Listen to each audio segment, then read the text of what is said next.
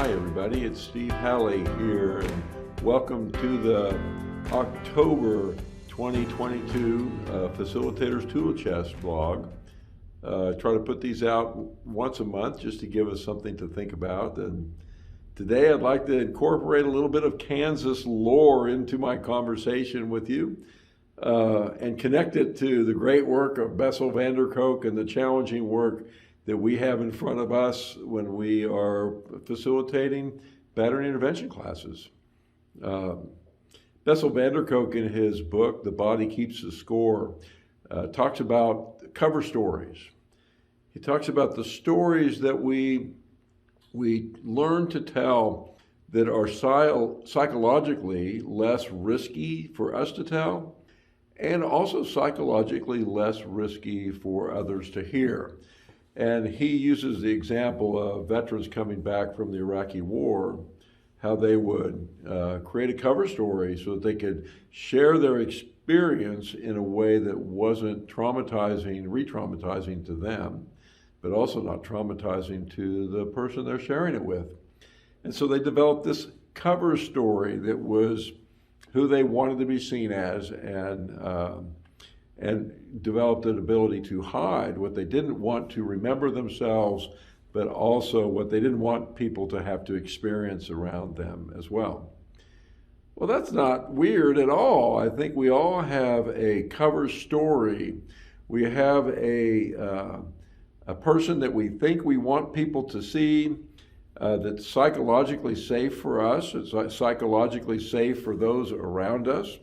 And we work very hard to keep this cover story in play so we can't see what's beyond that. What we call at the Family Peace Initiative, our sacred ground, the ground that we protect, that we guard, that we deny, we repress. We do all kinds of things in order to keep our sacred ground safe and hidden from ourselves and from the world. No better example of this than the Wizard of Oz story, which is so many people connect to Kansas.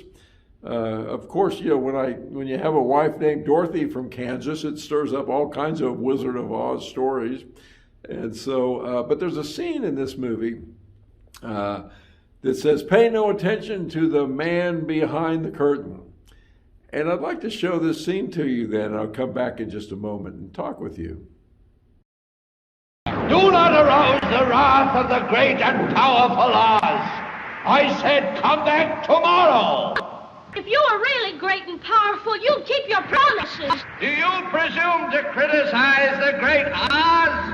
You ungrateful creatures think yourselves lucky that I'm giving you audience tomorrow instead of 20 years from now. Oh. The great Oz has spoken. Oh. Pay no attention to that man behind the curtain. The great Oz has spoken. Who are you? Oh, I am the great and powerful Wizard of Oz. You are? I Yes. don't believe you. No, I'm afraid it's true. There's no other wizard except me. You humbug! Yes, it's exactly so. I'm a humbug. Oh, you're a very bad man. So as you see in The Wizard of Oz, the cover story here is the scary, fiery face that is designed for domination and control.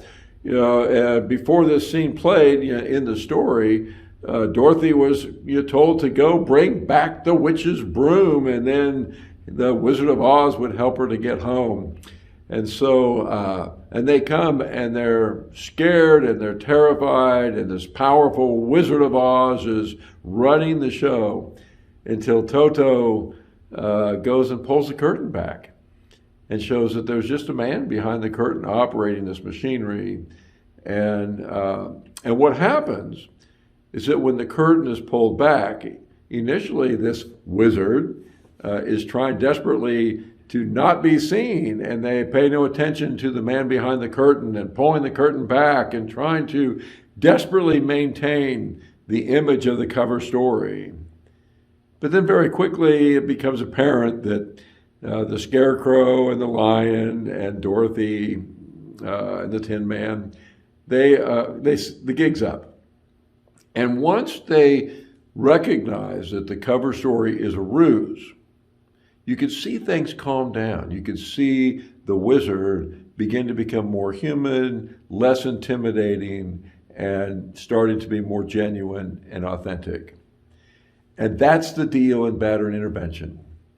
People come to our programs and literally they're telling us, or almost literally, pay no attention to the man behind the curtain. Do not do anything to notice the man behind the curtain. I have a sacred ground someplace hidden by my cover story that I don't want anyone to see, and I don't want to experience it myself. So whatever you do, pay no attention to the man behind the curtain.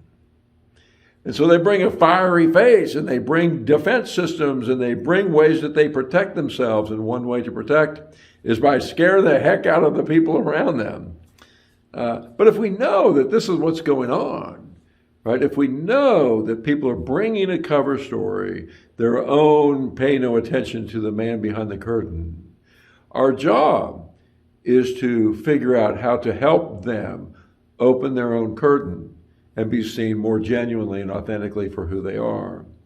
An example of how to do this is with the beliefs and attitudes that we address so dedicatedly in our programs, right? We want to know what gives you the right to be violent and abusive to your partner. And so they bring up these beliefs about I'm the man of the house, what I say goes. If I'm wrong, I am, soft, and, I can't be wrong even if I'm wrong. And my partner is supposed to do what I say, and feelings are a sign of weakness, and all these beliefs that people carry. But those beliefs that kind of bubble up first, at kind of the fence line between the cover story and the sacred ground, are literally doorways into all of our sacred grounds. Right? When we bring up beliefs about I'm the king of the castle, well, it invites some questions, why on earth would you need to be the king of the castle? And where did you learn that that was important for you to be the king of the castle? And if you were the king of the castle, then what does that say about everybody else around you? And in your life, when was a time when you weren't the king of the castle and desperately in danger or desperately afraid? And now we get into the connection between the trauma, the childhood adversity, the cruelty that we experience long before we're cruel to anyone, and then how that bridges over into our adult life where we start handing that cruelty off to others. And so when you're working with your groups and and have things going, I want you to be thinking about it. I encourage you to think about, what's the cover story here, right? Are they angry? Are they scary? Are they quiet? Are they isolating? Are they withdrawn? What is the cover story? What do they want you to see? And learn to pursue beyond that into their sacred ground. Learn how to get to the story that they're not comfortable telling themselves. And what you'll see, much like in the film clip of The Wizard of Oz, is that people will become more genuine, more authentic. And the less afraid we are of our sacred ground, the more safe we are to ourselves and others. And so learning how to be safe, being seen more deeply, being our sacred ground, being seen by ourselves and others, is an important road to creating safety for victims, family members, partners, and on. Thank you guys so much for all you do, and I'll look forward to putting out another one of these in November. It's hard to believe that we are rolling around to the late fall and winter's on its way. Dear God. You guys have a good month. Bye-bye. Oh,